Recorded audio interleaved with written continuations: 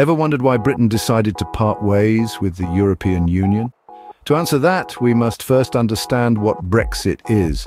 The term Brexit is a portmanteau of Britain and exit, symbolizing Britain's departure from the European Union.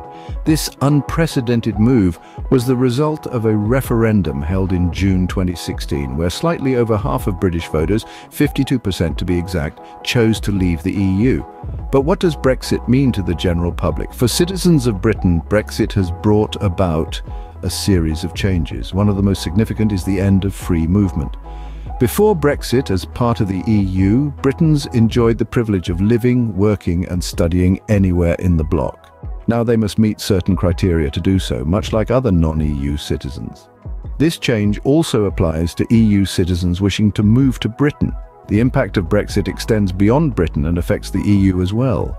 For the EU, Brexit means losing one of its most influential and economically powerful members, leading to a shift in power dynamics within the bloc.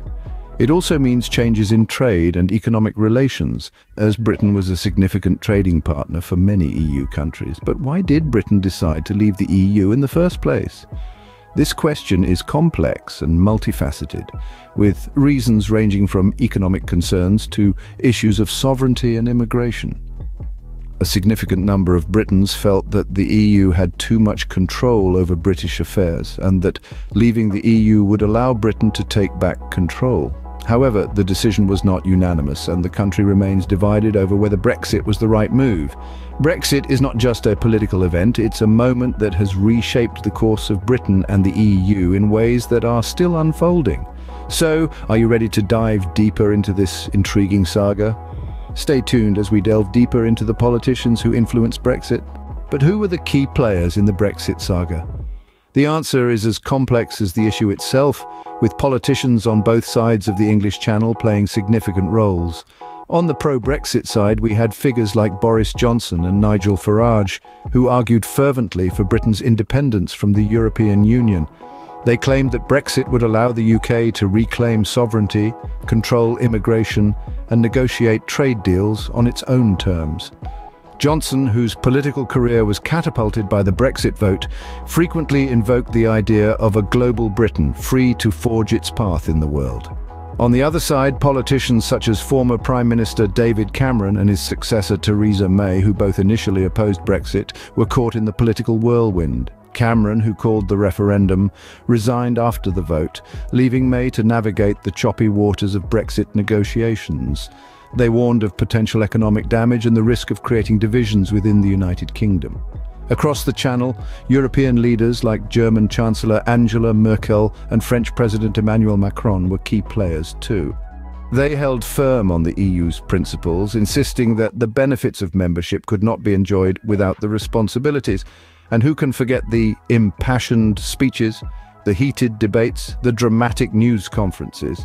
We heard proponents of Brexit promising a bright future outside the EU, while opponents warned of a perilous journey ahead. The public was swept up in a whirlwind of rhetoric and emotion, with the result hanging in the balance until the very end. So, we've met the politicians, heard their arguments, and seen the drama unfold. But what led to this seismic shift in British politics? What were the causes and triggers that led to Britain's decision to leave the European Union? These are questions we'll delve into in the next part of our exploration. Next, we look at what triggered Brexit. Or what were the causes and triggers that resulted in Britain leaving the European Union? Let's delve into this fascinating question. The seeds of Brexit were sown by a multitude of factors, a complex blend of political, social, and economic reasons. One of the most prominent causes was the desire for sovereignty. Many Britons felt that the European Union was overreaching its boundaries, imposing too many rules and regulations that were stifling Britain's ability to govern itself. A longing to reclaim national autonomy was a significant driver behind the Brexit movement. Economic reasons also played a pivotal role. The global financial crisis of 2008 had long-lasting effects, and many Britons felt that the EU was not doing enough to protect its member states. The perceived burden of contributing to the EU budget, coupled with concerns about immigration, exacerbated these sentiments. The narrative that Britain was losing out to other EU nations in terms of jobs and resources gained traction. Moreover, the issue of immigration was a potent trigger. The freedom of movement policy within the EU allowed citizens to live and work in any member state. While this policy had its benefits, it also led to concerns about overpopulation, strain on public services, and a dilution of British culture and identity. Political factors cannot be overlooked either. Internal power struggles within the Conservative Party, between Eurosceptics and Europhiles, played a significant part in bringing the Brexit issue to the fore. The promise of a referendum on EU membership was a strategic political move, aimed at appeasing both sides of the party and the public. These triggers and causes created a perfect storm, leading to the Brexit referendum in June 2016. The result was a shock to many, both within Britain and across the globe. The majority of British voters chose to leave the EU, setting in motion a chain of events that would change the course of history. In the next scene, we look at the aftermath of Brexit. How has Britain fared after leaving the European Union? That's the question on everyone's mind, isn't it? Well, let's delve into the post-Brexit landscape. Britain's departure from the European Union has had a profound impact on its economy. Many sectors, particularly fishing and agriculture, have faced significant challenges due to new trade barriers and regulations.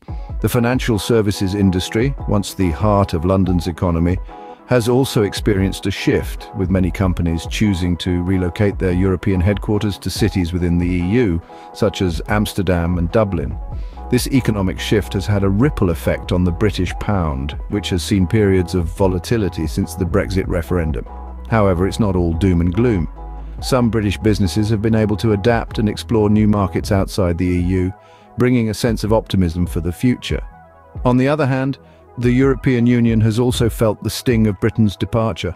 The bloc has lost one of its biggest economies, causing a reshuffling of financial contributions amongst remaining members. This has prompted some to question the stability of the Union moving forward. Now, let's talk about people. The freedom of movement between Britain and the EU, once taken for granted, has ceased. This has led to significant changes in immigration. For EU citizens living in Britain and vice versa, there's been a scramble to secure residency rights. The more stringent border controls have also impacted industries dependent on foreign labour, such as healthcare and hospitality. In the grand scheme of things, it's clear that Brexit has led to a period of change and adaptation both for Britain and the European Union. It's a new era, marked by uncertainty, but also possibility. So, was it worth it? That's a question only time can answer. The ripple effects of Brexit continue to unfold, and it's a topic we'll continue to revisit. But for now, let's shift gears. Next, we'll discuss if the EU financial crisis influenced Britain's decision to leave. Did the EU financial crisis contribute to Britain leaving the economic bloc through Brexit? It's a question that's been at the heart of many debates. The financial crisis that swept through the European Union in the late 2000s left a lasting impact, leading to austerity measures and economic instability that some argue fueled the Brexit movement. The crisis exposed structural weaknesses within the EU, and for some in Britain, it highlighted the benefits of economic sovereignty. However, the verdict is still out on whether this sovereignty has been beneficial. The economic consequences of Brexit has seen a mixed bag of fortunes. While some sectors have flourished, others have struggled, and the overall economic impact is still being evaluated. And what about the people? Has Brexit left them richer or poorer? Again, it's not a straightforward answer. Some folks have found opportunities in the post-Brexit era, while others have faced challenges. Remember, history is always written in hindsight, and only time will tell the full story of Brexit's impact. So, was Brexit a step forward or a step back? A question that will continue to resonate as Britain and the European Union navigate their new dynamic. We've taken a deep dive into what Brexit was, the politicians who played key roles, the triggers that led to it, and the effects it has had on the British and EU economies, as well as the impact on immigration. The EU financial crisis certainly played a role in Britain's decision to leave. The question of whether Brexit was a great idea or a misguided one remains a topic of heated debate. Some argue Britain is stronger alone, while others believe they are poorer outside the EU bloc.